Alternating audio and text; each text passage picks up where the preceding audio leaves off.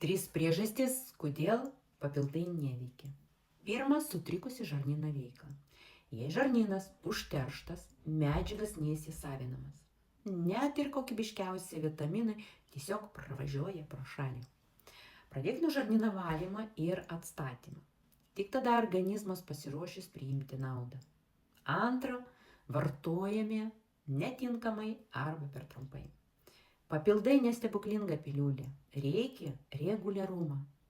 Tinkamą laiką derinimą su maistu ar tuščiu skrandžiu. Rezultatai atsiranda palaipsniui. Svarbu tęstinumas. Trečia, nepataikyta į trūkumą.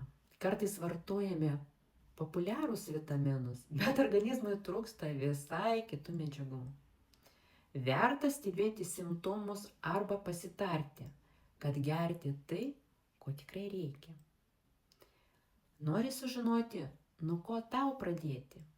Parašyk man, padėsiu išsirinkti. A jei žinai, kam bus naudinga šį video išgirsti.